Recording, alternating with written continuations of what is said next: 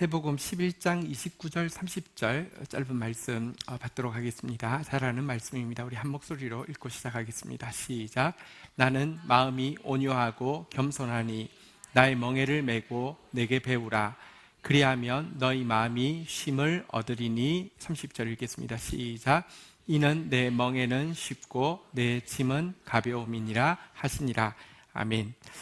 제목을요, 쉼을 얻게 하는, 제목을 한번 볼까요? 쉼을 얻게 하고 쉼을 주게 하는 겸손이라고 정해보았습니다. 한번 이렇게 따라해 보겠습니다. 쉼을 얻게 하는 겸손, 쉼을 주게 하는 온유. 네, 겸손과 온유, 29절에 보면 겸손과 온유라는 표현이 나오는데요, 온유와 겸손은 사실 성경에서, 구약에서는 같은 어근에서 나와서 혼용되고 있는 단어이고요, 거의 동의어입니다. 굳이 개념화하자면 겸손은 마음가짐에 대한 것이고 온유는 행동 거지에 대한 것인데, 어쨌든 이 온유와 겸손, 이 우리 개인으로 하여금 쉼을 얻게 할 뿐만 아니라 다른 사람에게 쉼을 주게 한다, 이런 예수님의 말씀을 좀 보려고 합니다. 29절 읽고 시작하도록 하겠습니다. 시작. 나는 마음이 온유하고 겸손하니 나의 멍에를 메고 내게 배우라. 그리하면 너희 마음이 쉼을 얻으리니. 신자가, 또 진실한 신자가 많이 생각하는 생각 중에 한 가지가 뭐냐고 하면 겸손해야 돼, 이런 생각을 꽤 많이 합니다. 그렇지 않습니까? 요즘 근래에 이런 생각 한 적 있습니까? 혹은 네, 겸손해야 되는데. 자, 그런데요, 이렇게 겸손해야 돼, 겸손해야지 생각하지만 정작 겸손이 정확하게 무엇인지는 잘 알지 못하는 신자들이 대부분입니다. 겸손이 무엇일까요? 우리 오늘 한 가지 정의를 먼저 배우겠습니다. 한번 따라하겠습니다. 겸손이란 자기 비하가 아니라 자기 비움이다. 자기 비하하는 거하고 자기 비우는 거하고는 정말 다릅니다. 많은 사람들이 자기가 스스로 오늘 나 겸손했어 라고 생각하는 경우는 자기 비하입니다. 누가 칭찬하면 집사님 대단해요. 아니에요 하고 나서 돌아오면 나 오늘 겸손했어, 이렇게 생각을 한다는 겁니다. 집사님이 해야 돼요. 이거 집사님 하시면 잘할 것 같은데 못해요 이러고 나서 들어오면요, 굉장히 나 오늘 시험을 잘 이기고 내가 겸손했구나, 이렇게 생각합니다. 아니에요, 못해요 말 많이 하는 것은 자기 비움이 아니라 자기 비하이고요, 그것은 겸손하고 아무 상관이 없습니다. 아니에요, 못해요 이렇게 해놓고 나서 돌아오면요, 아닌 건 아니지, 내가 못한 건 아니잖아, 이러면서 자기를 또 막 묵상하게 됩니다. 자기가 했던 일들을 묵상하게 되고요. 못해요 해놓고는요, 다른 사람 하면요, 내가 하면 저것보다는 잘할 건데 하면서 저 사람 저게 뭐야 하면서 막 비판하고 있습니다. 여러분, 그거 자기 비하는요, 겸손이 아닐 뿐더러 사실은 그게 교만입니다. 겸손이 뭐라고요? 다시 한번 따라하겠습니다. 자기 비하가 아니라 자기 비움입니다. 자기 비움이란 뭐냐고 하면 자기는 덜 생각하고 하나님을 더 생각하는 상태를 자기 비움이라고 합니다. 예수님의 온유와 겸손이 제일 잘 드러난 사건은 십자가 지시기 전에 우리의 죄를 대신하여서 온 인류를 구원하시기 위해서 십자가 지시기 전날 제자들의 발을 친히 씻겨주신 사건이 예수님의 겸손의 극치였죠. 그런데 이 발을 씻기는 행위가 예수님의 자기 비하에서 시작된 일일까요? 생각해 보십시오. 예수님 이럴 수 있잖아요. 제자들이 보통은 발을 씻기는데 서로 당번을 정해서 씻기고, 당연히 예수님 발은 씻겨주는데 그날은 아무도 안 씻겨요. 왜냐고 하면 제자들은 지금 생각합니다. 이번 예루살렘 방문은 왕이 되기 위한 방문이고, 그러면 왕이 되고 나면 우리 12도 서열이 나눠질 텐데 오늘 내가 발 씻기고 나가면 내가 스스로 이렇게 자기를 격하시키며 등급 낮아지니까 안 돼. 그러면서 이렇게 서로 눈치 보면서 안 하고 있는데요, 예수님이 그 모습을 보면서 얘들 중에 한 명도 내가 십자가 지러 온 줄 아는 사람이 없구나. 내가 3년 동안 가르쳤는데 이 지경이구나. 내가 3년 동안 겸손에 대해서 가르쳤는데 이 중에서 하나도 겸손한 애가 없구나. 내가 제대로 하는 게 뭐가 있어. 나 망했어. 내 주제에 무슨 에이, 내 주제에 발이라도 씻기자 하면서 그렇게 발을 씻긴 것입니까? 아니에요. 예수님 발을 씻기신 이유에 대해서 성경은 이렇게 이야기합니다. 요한복음 13장 3절에 보면요, 예수님이 발을 씻긴 이유를 두 가지로 이렇게 이야기합니다. 같이 읽겠습니다. 시작. 저녁 먹는 중에 예수는 아버지께서 모든 것을 자기 손에 맡기신 것과 또 자기가 하나님께로부터 오셨다가 하나님께로 돌아가실 것을 아시고, 4절에 보면은 이제 발을 씻기십니다. 겉옷을 벗고 수건을 두르고 발을 씻겼는데 그 이유가 뭐라고요? 3절에 보니까 두 가지를 아셨는데요. 첫 번째 아신 것이 무엇입니까? 아버지께서 모든 것을 자기 손에 맡기셨다는 사실을 아셨습니다. 자기에게 주어진 권세를 아셨습니다. 이 세상을 다 맡기셨고 이 세상을 구원하는 일을 자기에게 다 맡기셨다는 자기에게 주어진 권세를 아셨습니다. 또한 그는요, 자신이 하나님께로부터 왔다가 하나님께로 돌아가실 분, 다시 말하면 자기 신분이 하나님의 아들이며 하나님과 동등한 분임을 그는 정확하게 아셨다는 것입니다. 자기의 권세와 자기의 신분을 알았기 때문에 발을 씻긴 것이지, 여러분, 아니에요, 못해요, 내 주제에 이래서 발을 씻긴 것이 아니라고 이야기합니다. 조금 더 생각해 보십시다. 사람이 자기 신분과 자기 능력에 대해서 자각하고 나면 주로 어떻게 합니까? 갑질을 하죠. 돈이 별로 없었거나 아니면 사람들에게부터 별로 이렇게 존중받지 못하던 사람이 어느 날 돈이 많이 생기고 어느 날 자리가 있어서 사람들이 이전에는 함부로 대하던 사람이 어렵게 대하고 막 굽신굽신하며 제일 처음에는 겸손 아닌 겸손을 하죠. 자기도 자기가 변한 걸 모르니까. 근데 어느 날 남들이 자기를 그렇게 대하고 자기가 내가 누군데 내 힘이 얼만데 아는 순간부터 갑질을 시작을 하죠. 예수님이요, 자신에게 주어진 권세를 알고 자신의 신분을 제대로 알았다고 하면 이렇게도 이야기할 수 있지 않겠습니까? 발을 안 씻기는 제자들 보고, 예, 집합, 야, 나 누군지 알아? 나 하나님이야. 오늘 무슨 날인 줄 알아? 내가 너희들을 위해서 십자가 지려고 하는 날이야. 오늘 너희가 지금 내 발을 안 씻기고 이것들, 이렇게 이야기할 수도 있지 않겠습니까? 그런데 왜 그는 당신의 신분과 당신의 능력에 대해서 제대로 각성하고 나자 왜 겉옷을 벗고 허리에 수건을 두르고 발을 씻겼을까요? 그것은요, 아까도 이야기했지만 겸손은요, 자기 비움이라고 그랬잖아요. 지금 자기의 감정과 자기의 상황은 덜 생각하고, 사실은 이 감정이 얼마나 예수님도 상하셨겠어요. 자기가 앞두고 있는 십자가가 또 얼마나 혹독한지에 대해서, 그 상황이 얼마나 처절한지에 대해서도 그분 얼마나 마음이 힘드셨겠어요. 자기의 상황, 자기의 감정은 덜 생각하고 하나님의 뜻을 더 생각했기 때문입니다. 이게 자기 비움인데요. 하나님의 뜻은 내가 하나님이 있고 내가 하나님께서 주신 모든 권세를 가진 이유는 생명을 주어서 생명 살리게 함이고 섬김으로 말미암아 성장하게 하기 위함이니 하나님의 뜻이 그것이니 내가 기꺼이 그러면서 발을 씻어 주실 수 있었다는 것입니다. 이것이 바로 진정한 겸손입니다.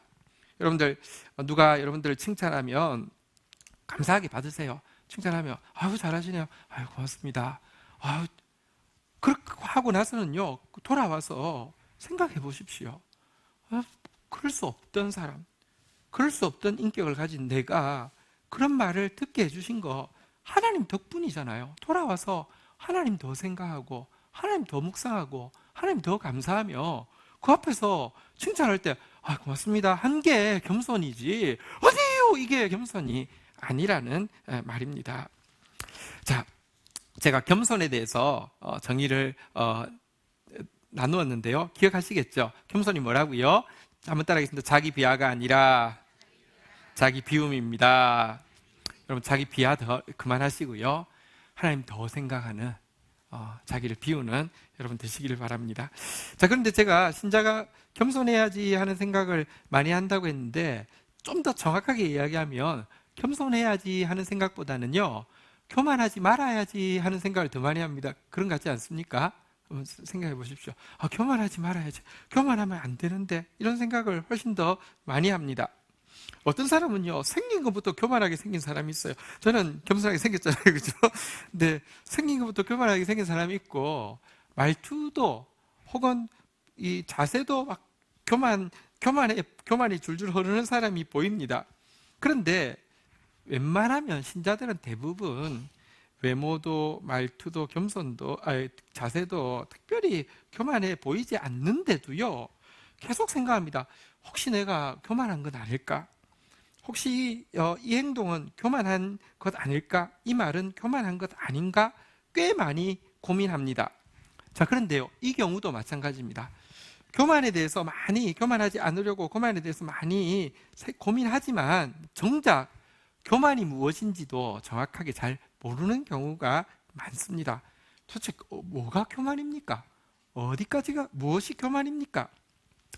여러분, 근데 요즘 여러분들이 마음이 교만한지 교만하지 않은지 점검할 수 있는 아주 명백한 점검 방법이 하나 있어서 교만의 정의에 대해서 말씀드리기 전에 먼저 요즘 내 상태가 교만한지 겸손한지 한번 좀 점검을 해보려고 합니다. 두 개 중에 하나를 손을 드시면 되겠습니다. 높이는 안 드셔도 되겠습니다. 네, 1번. 요즘 나는 마음에 쉼이 있고 내가 지고 있는 인생의 짐이 이전에 비해서 점점 쉽고 가볍다고 느껴진다. 1번입니다. 2번. 요즘 나는 마음에 쉼이 없어지고 내 인생의 짐이 점점 더 어렵다, 괴롭다, 수고롭다, 무겁다라고 느껴진다. 이러면 2번입니다. 자, 지금 현재 여러분의 마음 상태를 이야기합니다. 자, 1번. 좀 쉼이 마음에 찾아왔다. 좀 자꾸 짐이 쉬워졌다, 가벼워졌다. 1번. 자, 2번. 요즘 쉼이 없어졌다. 예. 왜 이렇게 수고로울까, 어려울까, 괴로울까, 무거울까? 2번. 자, 2번. 예. 2번. 예. 한 반반 정도 되시는 것 같습니다. 자, 두 개 중에 뭐가 교만이 있고 뭐가 겸손일까요? 자, 오늘 본문 한번 보시면 11장 29절에 보니까 예수님이 이런 말씀을 하셨어요. 나는 마음이 온유하고 겸손하다. 나의 멍에를 메고, 다시 말하면 나의 마음인 온유와 겸손을 너희들도 메고 내게 온유와 겸손을 배우면 그리하면 너희 마음에 뭐가 있을 거라고요? 쉼이 있을 거라고 그랬습니다. 온유하고 겸손하면 마음에 쉼이 있다고 예수님이 이야기하셨죠. 30절에 보니까요, 뿐만 아니라 온유하고 겸손하면요, 내 멍에는, 이 온유와 겸손의 멍에는 한번 따라하겠습니다. 쉽고, 내 짐은요, 한번 따라하겠습니다. 가벼움이라. 인생의 짐이 점점 더 쉬워지고 가벼워진다라고 말씀하고 있습니다. 그러니까 이 말은 지금 내가 마음의 쉼을 잘 못 누리고 있다고 하면, 지금 내 인생의 짐이 자꾸 어려워진다, 괴로워진다, 수고로워진다, 무겁다라고 느끼고 있다고 하면 여러분들, 남들의 평가가 어떻고 스스로의 평가가 어떻든지 여러분 속에 교만이 있다는 것입니다. 저 어릴 때부터 교만하다는 말 많이 들었을까요? 교만하다는 말 거의 안 들었을까요? 저 거의 안 들었습니다. 근데요, 저요, 교만했습니다. 왜냐하면 저 진짜로 쉼이 없었거든요. 저 진짜로요, 내 인생의 짐이 너무 무거웠거든요. 항상 생각했습니다. 이 상태에서 낙엽 한 장만 더 얹어줘도 나 팍 쓰러질 거야. 항상 그렇게 생각했습니다. 근데 나는 그게 교만이라고 생각하지 않았습니다. 근데 예수님 말씀은 틀림이 없잖아요, 그죠? 겸손하면 마음에 쉼이 있다 그랬어요. 겸손하면 쉽고 가볍다 그랬어요. 교만했던 거예요. 자, 좀 설명을 드리겠습니다. 보편적으로 2번 아까 손드셨던 분들, 혹은 마음으로라도 2번 표시하셨던 분들, 내 마음에 쉼이 없다, 짐이 수고롭고 무겁다고 느끼는 사람의 특징이 있습니다.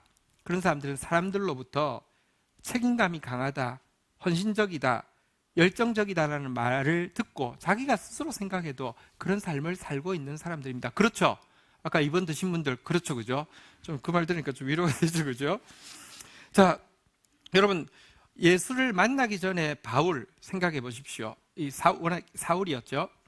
나사렛 이단으로부터 하나님의 명예를 지키겠다, 그들로부터 이 율법의 순수성을 보호하겠다고 하기 위해서 하나님을 위해서 고군분투하면서 애쓰고 있었던 바울을요, 사람들이, 그 주위에 있는 사람들이 교만하다고 이야기하는 사람 한 명도 없었을 것입니다. 그는 율법을 제대로 배웠습니다. 율법에서는 교만하지 않도록 하기 위해서 여러 가지 교육을 시켰고요. 자기 스스로도 한 번도 자기가 교만하다고 생각한 적이 없을 뿐 아니라 사람들도요, 그를 교만하다고 말하지는 않았을 것입니다. 도리어 다른 사람에 비해서 훨씬 더 책임감이 강한 사람이고 헌신적인 사람이고 열정적인 사람이라고 말해주고 스스로도 생각하고 있었을 것입니다. 그런데 그 당시에 사울은 교만했었죠. 무엇을 통해서 알 수 있냐고 하면요, 하나님을 위해서 일한다고 하고 있었지만, 그래서 예수 믿는 사람들을 박해하고 죽이는 일을 하고 있었지만 그의 마음에 여러분 쉼이 있었다고 생각하십니까? 그가 지고 있던 짐에 대해서 여러분들 왜 이렇게 쉬울까? 왜 이렇게 가벼울까? 하나님 찬양합니다라고 했을까요? 아니에요. 분명히 괴로웠고요, 분명히 무거웠고요, 절대로 쉼이 없었을 것입니다. 예수님께서 그를 찾아가신 이유는요, 그가 너무 불쌍해서입니다. 너무 쉼을 알지 못하고요, 너무 괴롭게 짐지고 있었기 때문입니다. 사도행전 26장 14절에 보면 그를 찾아오신 예수님이 이렇게 그에게 말씀하셨습니다. 중간에 보면 히브리 말로 이르되 사울아 사울아 내가 어찌하여 나를 박해하느냐라고 이야기하시면서, 네가 나를 너무 박해해서 내가 천국에 있지만 가시방석에 앉아 있는 것 같이 내가 고생스러워서 견딜 수 없다. 얘야 나를 좀 그만 박해하렴, 이렇게 이야기하셨죠. 무엇이라고 이야기합니까? 사울아 사울아 내가 어찌하여 나를 박해하느냐. 가시채를 뒷발길질하기가 누구한테 고생이라고요? 너한테 고생이라고요. 바울 네가 지금 고생하고 있다고 이야기를 하고 있습니다. 예수님이 그냥 가시방석에서 괴로워서 나 좀 그만 괴롭혀 이거 사라고 하신 게 아니라 너 자해 좀 그만해라고 찾아오셨습니다. 가시채 뒷발길질이 뭐냐고 하면 소가 앞으로 이제 멍에를 맨 소가 앞으로 가면 되는데 얘가 고집을 피우고 서가지고 뒤로 가겠다고 하면 여기 가시채가 하나 붙어 있어가지고 뒷발길질하면 이 발목이 찢어지게 만드는 것을 가시채라고 이야기합니다. 지 고집으로 하나님 뜻 아닌 대로 막 가니까 가시 막 여기 뒷발이 다 찢어지고 있는 상태를 이야기하고 있는 것입니다. 그는 하나님을 위해서 일한다고 했지만 여러분 고생스럽고 쉼이 없었던 것 자체가 그가 했기 때문입니다. 교만한 사람이 그런데 왜 쉼이 없고 왜 짐이 어렵고 무거우냐고 하면 제가 이제 교만의 정의에 대해서 말씀드리겠습니다. 요즘 내가 교만한지 교만하지 않은지 점검했다고 하면 교만의 정의가 뭔지 말씀드릴게요. 신자에게 있어서 교만은 이렇게 말하는 상태가 교만입니다. 한번 따라하겠습니다. 하나님도 맞지만 나도 맞습니다. 이 생각이 있는 상태를 교만한 신자라고 이야기합니다. 교만이 뭐라고요? 하나님 틀렸습니다, 내가 맞습니다가 아니라 한번 따라하겠습니다. 하나님도 맞지만 나도 맞습니다. 보십시오. 하나님도 맞지만 나도 맞습니다라고 고집하는 게 교만이에요. 보세요. 이렇게 됩니다. 어떤 경우 하나님이 혹은 하나님의 말씀이 자기를 지지하고 이렇게 옳다고 이렇게 도와준다고 생각하며 할렐루야, 역시 나도 맞고 하나님도 맞았군요 라고 고백하게 됩니다. 그러나 어떤 경우 하나님의 말씀이 자기를 지지하지 않고 도와주지 않는다고 생각될 때는 하나님 나는 맞는데 이번 경우만큼은, 보통은 아니지만 이번 경우만큼은 하나님이 틀렸습니다 라고 바뀌게 됩니다. 다시 이야기합니다. 교만한 신자라고 해서 하나님을 안 믿느냐? 아니요. 성경이 다 틀렸다고 생각하느냐? 아니요. 성경도 믿습니다. 하나님도 믿고 성경도 맞다고 생각합니다. 그런데 여러분 방금처럼 이번 경우는 나는 맞지만 하나님이 틀렸습니다라고 주장하고 고집하는 이유는요, 하나님만큼이나 자기를 믿고 성경만큼이나 자기를 맞다고 생각하기 때문에 어떤 경우는 하나님이 관심이 좀 덜 하셔서 그렇고 열의가 덜 하셔서 그렇지 이 경우만큼은 내가 더 맞습니다라고 고집하게 되는 상태, 이게 교만입니다. 그런데 한번 생각해 보십시오. 내라는 존재가 얼마나 작은 존재인 줄 압니까? 나라는 존재가 얼마나 일시적인 줄 아십니까? 나라는 존재가 얼마나 무지하고 무능한 존재인 줄 아십니까? 그런데 그런 내가 맞고, 아니 그런 나만 맞고 내가 맞다고 주장하고 있으면 절대로 쉴 수가 없습니다. 나 외의 모든 사람이 하나님까지도 틀린 것이 되기 때문입니다. 또 매 순간 일의 결과를 통해서 내가 맞았음을 증명해야 하기 때문에, 아니 내가 하나님보다 더 나았음을 이 영역에 있어서만큼은, 이번 일에 있어서만큼은 증명해야 하기 때문에 여러분 하고 있으면서도요 어렵고요 괴롭고요 무거울 수밖에 없습니다. 저는 어릴 때부터 착하다는 말을 많이 들었고요, 저는 교만하다는 이야기를 들어본 적이 없습니다. 저렴하게 생겨서 별로 교만을 할 것도 없습니다. 그런데요 여러분, 저는 하나님이 맞다고 하나님을 믿고 부인한 적이 없고요, 성경을 틀렸다고 말한 적이 없지만, 한 가지, 하나님도 맞지만 나도 맞은 거예요. 나의 신앙 관점대로, 내가 가진 성경 지식대로, 내가 기대하는 어떤 영적인 방법대로 하나님이 일하셔야지 옳은 것이고 선한 것이고 바른 것이라는 주장이 계속 있었기 때문에 제가 정말로 하나님 일하고 있으면서도 너무 어려웠고요, 너무 무거웠고요, 힘이란 전혀 없었습니다. 나 왜 이렇게 살아야 돼? 나 왜 이렇게 살아야 돼? 제가 노래를 주제곡이 있었죠. 내 일생 다 가도록 꿀꿀하리라, 주 나를 놓지 않네 꿀꿀하리라. 그게 마감할 때마다 나만 왜 계속 그러고 살았었어요. 근데요 여러분, 요즘은요 내 고백이 바뀌게 되었습니다.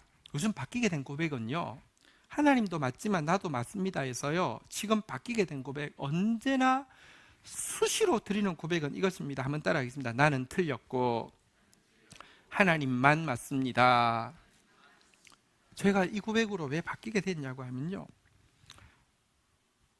알아가면 알아갈수록 하나님은 너무 크시고 너무 영원하시고 너무 전지전능한 데 비해, 알아가면 알아갈수록, 경험이 차고 지식이 찰수록, 시간이 지날수록 나는 너무 작고요, 너무 일시적이고요, 너무 무지하고 무능한 존재라는 사실을 깨닫게 됩니다. 예, 내가 어떤 부분에서 맞았을 수 있습니다. 예, 내가 잠시 맞았을 수 있습니다. 그러나 영원의 관점에서, 전체적인 그림에서 나는 절대로 한 번도 온전히 맞을 수 없습니다. 온전히 맞은 게 아니면 맞은 게 아니잖아요.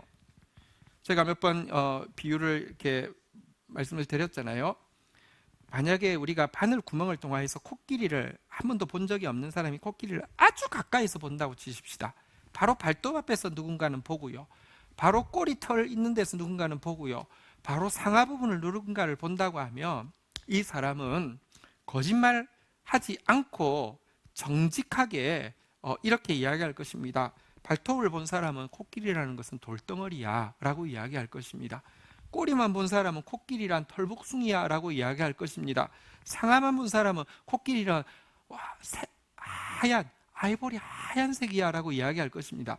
그리고 누가 아니야 내가 보니까 돌덩어리야 라고, 너 거짓말했지 이야기하면, 내 목에 칼이 들어와도 거짓말 안 했다고, 털복숭이라니까 이렇게 이야기하고, 웃기는 소리 하고 있네 아이보리야 뭐 이렇게 답이 없이 싸우게 될 것입니다. 그러나 셋 다 맞지만 셋 다 틀렸습니다. 완전한 그림에 보면요 셋 다 거짓말한 건 아니지만 틀렸습니다. 나는요 기껏 해야지, 진짜 이거 하나 봐놓고는요 이게 맞다고 끝까지 주장하며, 여러분 코끼리가 돌덩어리입니까? 코끼리가 아이보리색입니까? 코끼리가 털복숭입니까? 틀렸잖아요.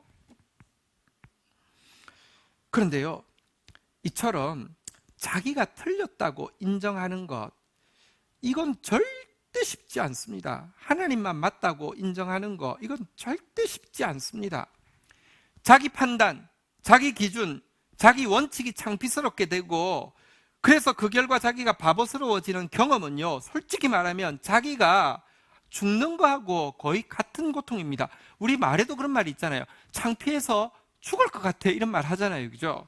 아니면 바보가 된 것 같아서 죽고 싶어 이렇게 이야기하잖아요. 여러분 솔직히 그렇습니다. 우리가 한 번 죽는 것이지만, 내가 그 육체적 죽음을 떠나서요, 내가 창피스러워지는 거, 이거 죽는 거나 마찬가지래요.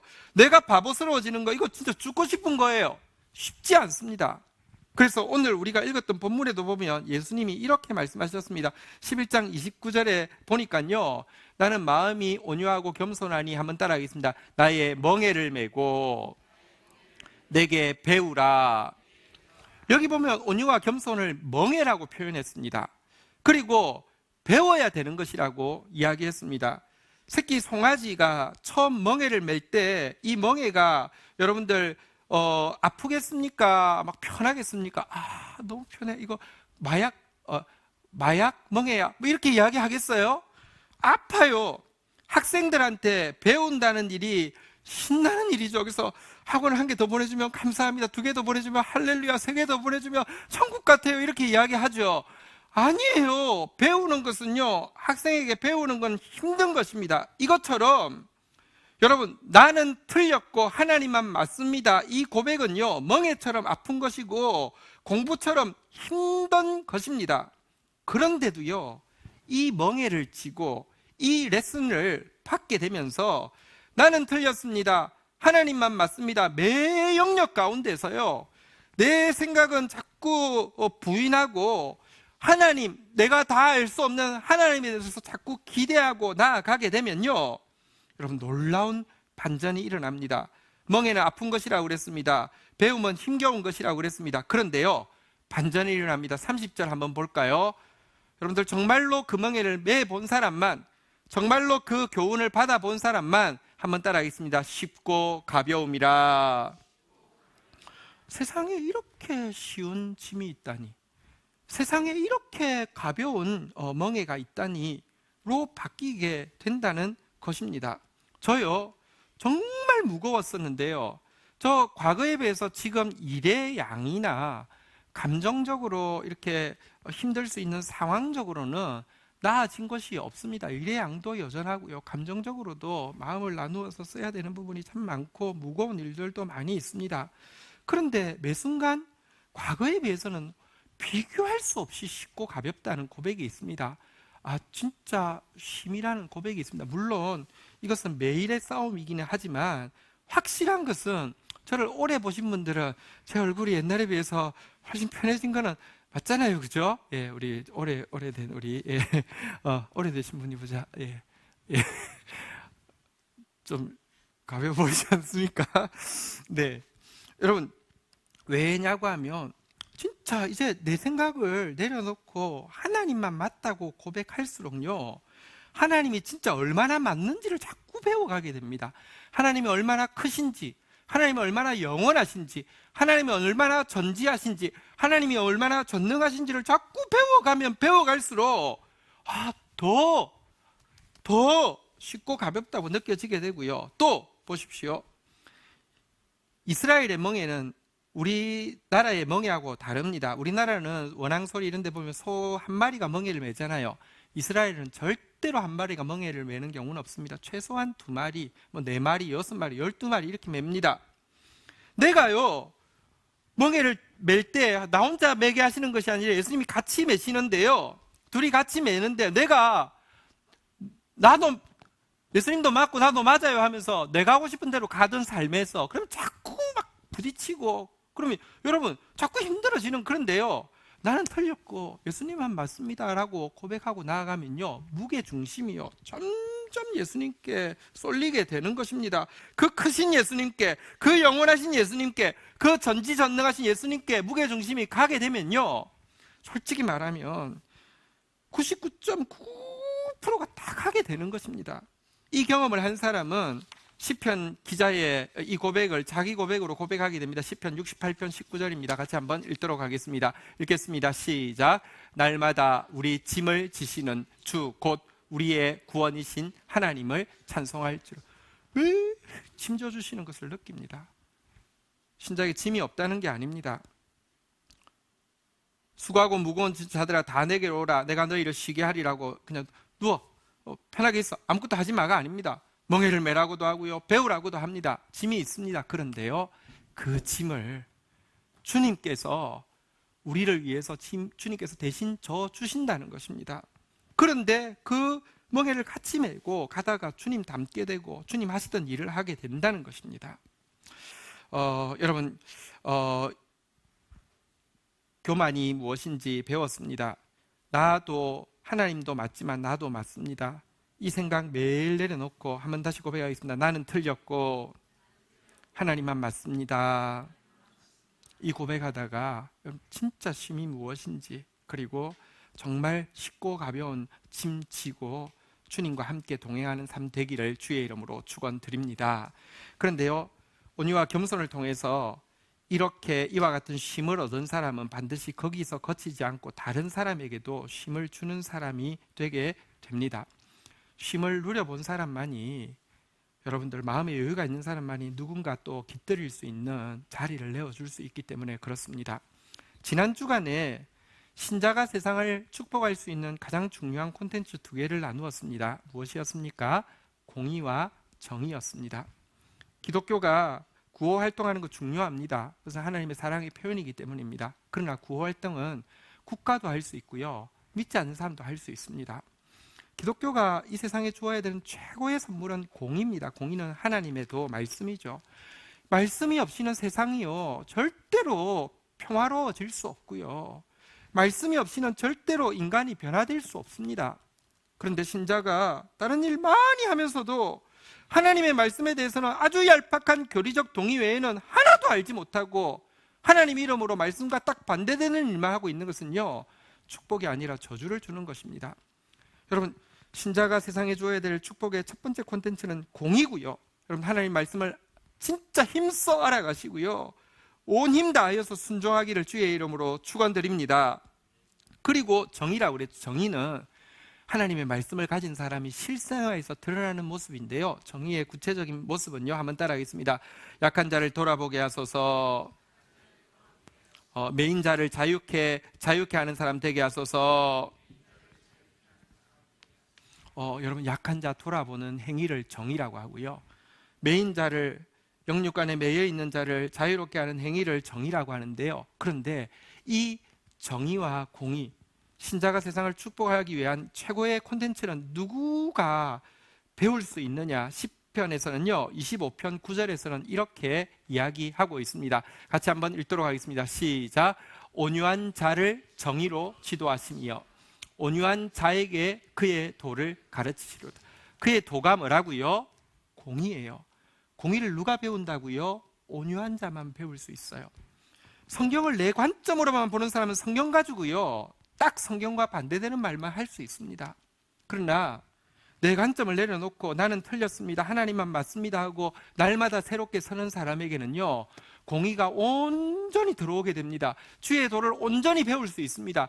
그 사람만이 정의를, 약한 자를 돌아보고 매인 자를 자유케 하는 일을 할 수 있도록 하나님이 계속 지도해 주셔서 정의의 전문가가 되도록 만들어 주신다는 것입니다.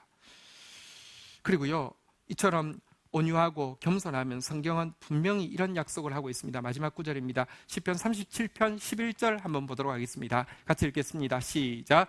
그러나 온유한 자들은 땅을 차지하며 풍성한 화평으로 즐거워하리로다. 온유한 자가 뭘 차지한다고요? 여러분, 그 산상수훈에서도 보면 온유한 자는 복이 있나니 저희가 땅을 기업으로 받을 것이며 이렇게 되어 있습니다. 온유한 자는 뭘 차지한다고요? 땅을 차지한다고요. 혹시 부동산 하실 분들 좋은 이름이 생겼습니다. 무슨 부동산? 온유 부동산. 예, 대박이 날 겁니다. 네. 근데요, 여러분, 2번이나 신구약에서 온유한 자가 땅을 차지한다고 했는데 무슨 말일까요? 저는 온유할까요? 온유하지 않을까요? 제 이름으로 된 땅이 별로 없는 거 보니까 온유하지 않은 건가요? 여러분, 여기 땅을 차지한다고 그랬는데 여기서 땅은 무엇이냐고 하면 하나님이 아브라함에게 땅을 주시겠다고 약속을 먼저 하셨어요. 왜냐고 하면 네가 축복으로 그 땅을 다스려야 하기 때문이라고 이야기하시면서 땅을 주신다고 약속하셨어요.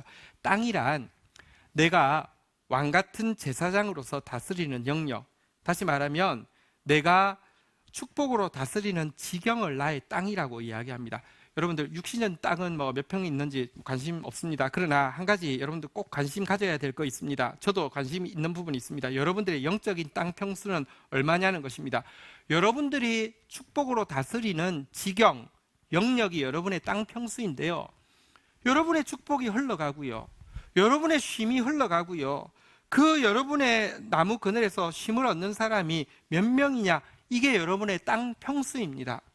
여기에 세상적으로 부자인데요, 땅에, 영적인 땅이 한 평도 없는 사람이 있는가 하며, 세상적으로 가난하지만 영적인 땅이 참으로 넓어서 너무 많은 사람들이 여러분의 축복의 영역 안에 머무르기를 원하고 실질적으로 평화를 누리고 있는, 쉼을 배우고 있는 사람도 있습니다. 누가 이 땅을 받는다고요? 온유한 자, 겸손한 자. 오늘 말씀을 정리하겠습니다. 우리 기억에 남게 한 번만 더 따라하겠습니다. 겸손의 정의가 뭐라고요? 한번 따라하겠습니다. 자기 비하가 아니라 자기 비움입니다. 교만의 정의가 뭐라고요? 뭐라고 주장하는 게 교만이라고요? 한번 따라하겠습니다. 하나님도 맞지만 나도 맞습니다. 그게 교만입니다. 우리 하나님 앞에 이거 내려놓으십시다.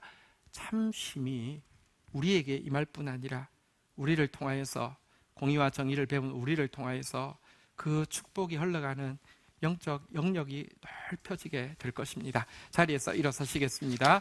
우리 같이 한번 찬양하며 같이 주님 앞에 나가도록 하겠습니다.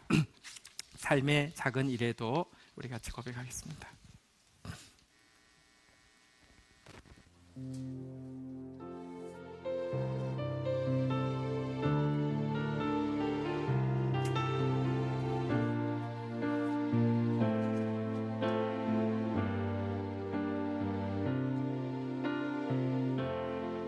삶의 작은 일에도, 삶의 작은 일, 그분의 마음을 알기 원합니다. 그분이 가셨던 그 길을 가기 원합니다. 그 좁은 길로 가기 원해. 나의 작음을 알고 그분의 크심을 알며 소망, 그 깊은 길로 가기 원하네. 우리 다시 한번 고백하며 나가도록 하겠습니다. 삶의 작은 일에도 그 마음을 알기 원하네. 그 길, 그 좁은 길로 가기 원해. 나의 작음을 알고 그분의 크심을 알며 소망, 그 깊은 길로 가기 원하네. 저 높이 솟은 산이 되기보다 여기 오름직한 동산이 되길, 내 가는 길만 비추기보다는 누군가의 길을 비춰준다며 내가 노래하듯이 또 내가 얘기하듯이 살길 난 그렇게 죽기 원하네. 삶의 한 절이라도 그분을 닮기 원하네. 사랑 그 높은 길로 가기 원하네. 저 높이 솟은 산이 되기보다 여기 오름직한 동산이 되길, 내 가는 길만 비추기보다는 누군가의 길을 비춰준다며 내가 노래하듯이 또 내가 얘기하듯이 살길 또 그렇게 죽길 원하네. 삶의 한 절이라도 그분을 닮기 원하는 사람, 그 높은 길로 가기 원하는 그 좁은 길, 그 좁은 길로 가기, 그 깊은 길, 그 깊은 길로 가기 원하네. 자리에 앉으시겠습니다. 우리 같이 한번 기도하며 나가겠습니다. 주님은 수고하고 무거운 짐진 여러분들을 오늘 부르셔서 교만을 내려놓고 겸손과 온유의 멍에를 지라고 배우라고 도전하고 있습니다. 나도 맞고 하나님도 맞다고 주장하는 것이 아니라 하나님만 맞고 나는 틀렸다고 매일 매순간 고백하며 자기 비하가 아니라 자기 비움을 통하여서 하나님을 더 생각하고 나아가게 되면 내가 진짜 쉼을 얻게 될 것입니다. 내 인생이 왜 이렇게 가볍고 쉬울까? 이런 새로운 인생이 있구나 고백하게 될 것입니다. 더 나아가 여러분들의 영적인 지경 속에서 쉼을 얻는 영혼들이 자꾸 많아지게 될 것입니다. 하나님 그런 삶을 위해서 우리를 부르셨습니다. 내가 소원하며 또 이 말씀에 화답하면서 나아가야 합니다. 주님이 도와주실 것입니다. 주님이 우리의 멍에의 한쪽을 치고 계신 주님이 날마다 우리의 짐을 대신 져주실 것입니다. 우리 다 함께 주의 이름 3번 고백하며 기도하며 나아가도록 하겠습니다. 주여 주여 주여. 하나님 다 한 짐씩 지고 있습니다. 왜 이렇게 무거운지, 왜 이렇게 어려운지, 왜 이렇게 힘이 없는지 탄식하는 삶을 살고 있습니다. 그런 우리들을 찾아오셔서 오늘 말씀하여 주신 주님, 하나님 나를 덜 생각하게 하여 주십시오. 제발 나를 덜 생각하게 하여 주시고 하나님을 더 생각하는 사람 되어질 수 있도록 주여 도와주시기를 원합니다. 하나님도 맞지만 나도 맞다고 주장하는 것 내려놓게 하여 주시옵소서. 일시적인 내가, 아버지 하나님이여 제한적인 내가, 아버지 하나님이여 무지하고 무능한 내가 맞다고 주장하는 바 내려놓게 하여 주시고 매일 당신의 크심을 배워가게 하여 주시고 매일 당신의 영원하심을 배워가게 하여 주시고 매일 당신 전대하심에 경탄하게 하여 주시고 하나님 내 짐을 매일 대신 지시는 주님을 경험하게 하여 주셔서 하나님 쉽고 가벼운 짐 안에서 기뻐하며 찬양하는 자 되어지게 하여 주시옵소서. 온유한 자에게 공의를 가르치시고 정의를 지도하시겠다고 말씀하여 주신 주님, 온유함으로 말미암아 하나님의 뜻을 더 깊이 알게 하여 주시고 약한 자를 더 사랑하며 매인 자를 더 자유케 하는 사람 되어질 수 있도록 도와주시옵소서. 온유한 자에게 땅을 주시겠다고 하여 주신 주님, 나의 축복을 통하여서 나의 평화를 통하여서 섬길 영혼들을 섬기게 하시겠다고 하여 주신 주님, 그런 주의 백성들 되어질 수 있도록 주여 역사하여 주시기를 간절히 간구하고 소원합니다. 은혜 더하여 주시옵소서. 은혜 더하여 주시옵소서. 우리 함께 마음 모아 중보하며 나가도록 하겠습니다. 기도가 많이 필요합니다. 나라와 민족을 위하여, 교회와 열방을 위하여. 우리 샬롬 축복 사역하고 있습니다. 우리를 통하여서 평화를 찾고 구원받아야 될 영혼들이 있습니다. 우리에게 맡기신 영혼들 위해서 중보합니다. 구원받을 백성들을 위하여. 공동체 가운데 연약함 가운데 있는 지체들이 있습니다. 정재호 성도 비롯하여서요, 또 우창민 형제, 형수 지금 갑자기 뇌졸중으로 혼수 상태에 있는데 비롯하여서 우리 영혼들 한 영혼 또 질병의 문제 가지고 있는 지체들이 있습니다. 우리 위하여서 같이 중보합니다. 치유받을 영혼을 위하여, 미래 교회의 주역이 될 다음 세대들을 위하여. 하나님 감사합니다. 수고하고 무거운 짐진 저를 찾아오셔서 가시체 뒷발길질하기가 너한테 고생이라 이야기하시며 하나님 다시 한번 정말 온유와 겸손의 멍에를 지고 배울 수 있도록 도와주셔서 이렇게 쉽다니 이렇게 가볍다니 하며 내 짐 져주시는 주를 찬양하는 삶을 허락하여 주셔서 감사합니다. 하나님, 그리고 하나님 앞에서 매일 내가 틀렸다고 고백하는 나에게 하나님의 공의를 가르쳐 주시고 하나님의 정의의 도구가 될 수 있도록 지도해 주셔서 감사합니다.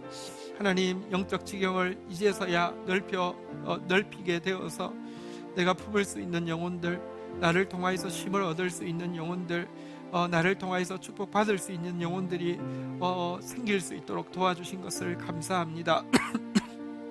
이 축복이 같은 마음으로 하나님 앞에 선 모두에게 임하게 하여 주옵소서. 예수님의 이름으로 기도 올립니다. 여러분, 주보 안에 평화를 비는 기도 있죠? 우리 축복 사역 기간에 우리 이제 오늘까지 지난주에 내셨지만 아직 안 낸 셀이 있어서 오늘까지 명단이 다 취합이 될 텐데요. 다음 주부터는 이제 밖에 우리 그 영혼들 위해서 기도할 수 있도록 나무의 이름을 쭉 다 쓸 겁니다. 잎에다가. 근데요, 그분들에게 해야 될 일이 찾아가셔서 뭐 경청하며 또 이제 이해하며 또 섬겨주시면서 우리가 매주 지금 드리고 있는 기도문입니다. 저희 교회 기도문이죠. 이거 선물로 주시면 되겠습니다. 가능하면 함께 읽어주시고 선물로 주시면 좋겠습니다. 그리고 교회 유튜브 오늘 셀 모임 시간에 아직 구독하지 않는 분들 다 구독 이렇게 강제로 시킬 겁니다. 그리고 나서는 그 주소 가지고요 찾아가셔서 우리 주위에 있는 분들 구독할 수 있도록, 지금 한 40명 정도 되는데 이번 목표가 1000명입니다. 이렇게 구독해 두면 그분들에게 하나님 말씀 필요할 때 그 말씀이 축복이 될 수 있습니다. 그래서 우리 열심히 우리 1000명 화이팅! 자, 예배 마치고 정기 재직회 있겠습니다. 그리고 오늘 셀 모임 때는요, 우리는 샬롬 샬롬 축복 성경 공부 사과 나눔 요약지가 여러분 셀 나눔지 뒤에 있습니다. 또 그거 가지고 같이 나눠주시면 되겠습니다. 광고 중에 이번 토요일 날 4시부터 6시 사이에 대청역 옆 마루공원에서 청년 작년 대항 축구 대회가 있다고 합니다. 그래서 많이 문의하실 분은 구주성 전사님께 문의해 주시면 되겠습니다. 그리고 어저께 우리 서상배 집사님 아들 결혼식이 있어서 떡을 정성스럽게 준비했습니다. 또 드시고 또 축복해 주시기 바라겠습니다. 자리에서 일어서시겠습니다. 우리 샬롬 축복 사역 기간입니다. 이 기간의 인사입니다. 한번 따라하겠습니다. 나는 평화의 도구입니다. 나는 축복의 통로입니다. 우리 옆 사람에게도 이렇게 믿음으로 고백하겠습니다. 당신은 평화의 도구입니다. 당신은 축복의 통로입니다. 예, 축도하겠습니다. 여호와는 내게 복을 주시며 너를 지키시기를 원하며 여호와는 그 얼굴을 내게 비추사 은혜 주시기를 원하며 여호와는 그 얼굴을 내게로 향하여 드사 평강 주시기를 원하노라. 주 예수 그리스도의 은혜와 아버지 하나님의 사랑과 성령의 교통하심이 너희 무리와 함께 계실지어다. 아멘. 감사합니다.